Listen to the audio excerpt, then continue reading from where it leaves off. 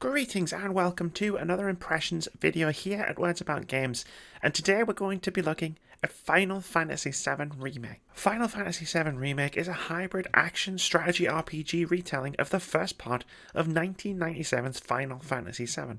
The story follows the eco-terrorist group Avalanche in their struggle against the Shinra Electric Power Company, who have built a huge city that runs on Mako, an energy source derived from the very life essence of the planet. I'm not sure I'm in the best position to give unbiased impressions of FF7 Remake. The original PlayStation game is my #1 game of all time, not just because it's an exceptional JRPG. Final Fantasy VII means a lot to me personally. It was the first video game I really fell in love with. It was the first video game I played that had a story I was invested in, with characters I truly fell in love with. The struggles of those characters and the themes of death and loss resonated with me deeply when I first played the game as a teenager, struggling with both of those things. As such, this entire video is going to be tinged with a heavy dose of nostalgia. I thought I might have been able to treat the remake as just another game for the purpose of this video, but even just seeing the opening shots of Aerith, of Midgar, of a train pulling into a station, gave me serious goosebumps. Deep down, from the moment I saw the reveal trailer in 2015 and knew what I was looking at, I knew that this was never going to be just another game for me. And I doubt I'm the only person who feels that. Final Fantasy VII is genuinely iconic and beloved by a lot of people. FF7 Remake is a stunning recreation of a classic game. If there was a near-perfect example of how to remake a game, this would be it. While it's by no means perfect, and we'll dive into that in a little bit, the team at Square Enix have updated the game beautifully for modern audiences, retaining its heart and soul even as it reinvents its first chapter. A lot has been expanded on, which is kind of a necessity when you're spreading a 5 to 6 hour section of a game into a fully fledged RPG in its own right. My biggest worry going into the remake was that it would feel like it was stretched too thin, and it can feel like that in places, but for the most part, it's seamless. If I didn't know any better, I'd have no idea how much more expansive this portion of the story was compared to the tale that was woven more than 20 years ago. Square Enix have done a superlative job fleshing out the Midgar story arc, from extended trips through areas you breezed through in the original, right down to deeper character arcs and some true to gut-punching emotional moments that land so much harder in this remake. When the expansions focus on the story and its characters, they're wonderful. Detours to the top of the plate, or through, say, the train graveyard, add a lot to the narrative of the game. Each of the 4 main characters have moments to shine, with excellent voice acting and writing allowing them a depth the admittedly clunky 1997 translation didn't. And there are some truly heart-wrenching, beautiful, poignant, and hilarious moments involving each of the core 4. But it's the side characters who benefit most from this, particularly fellow Avalanche members Biggs, Wedge, and Jesse.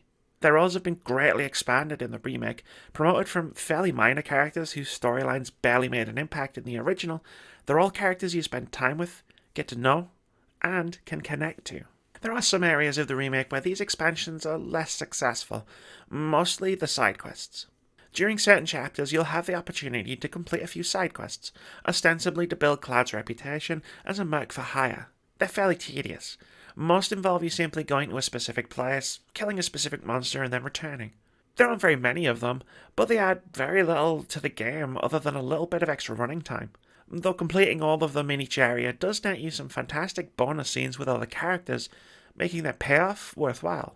Luckily, while the missions themselves feel like very obvious padding, I was fine with doing them because of how much I enjoy the combat. FF7 Remake features a hybrid of action and strategy in its combat mechanics, feeling very much like the next evolution of what Square Enix tried to do in Final Fantasy XV. You control your party freely and need to attack, block, and dodge as you build up each character's ATB meter. Once you've filled the bar, you can push cross to access special abilities, materia, and items. At first glance, it feels like a fairly lightweight system that you'd be able to button mash your way through to victory. But there's a lot more strategic depth here than is immediately apparent. You have to pay attention to an enemy's elemental weaknesses, stagger points, and attack patterns, and counter them if you want to have any success in a battle, particularly during FF7 Remake's excellent and memorable boss fights, where you'll need the extra damage from figuring out your opponent's weaknesses, resistances, and moves to effectively counter and survive. And it feels great to do so. General scraps with enemies out in the world build a solid foundation for FF7 Remake's gameplay.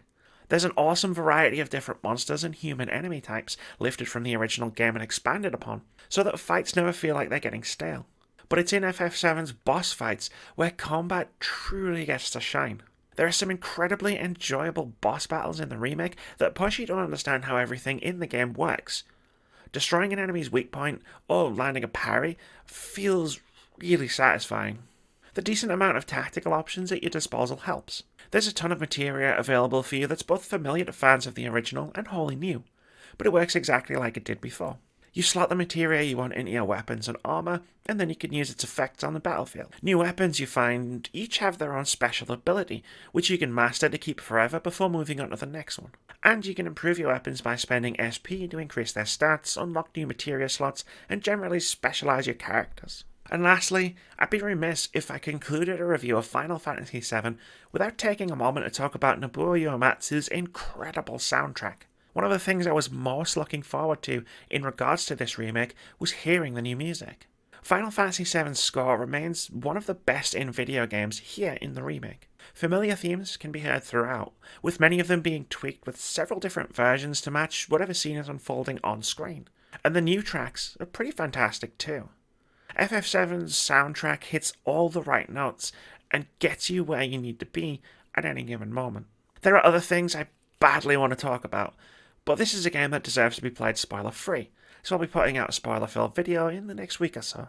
When Final Fantasy VII Remake was announced, I was worried by the thought of Square Enix tampering with one of my all-time favourite video games, but FF7 Remake has given me everything I needed, and things I didn't even know I needed until now.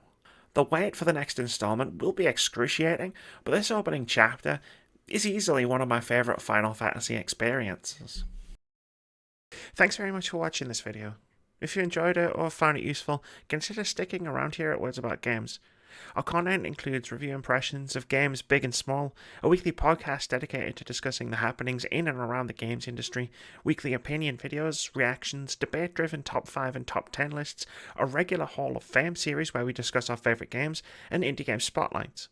We also stream every Friday and Saturday at twitch.tv/wordsaboutgames. Most importantly, have a brilliant day.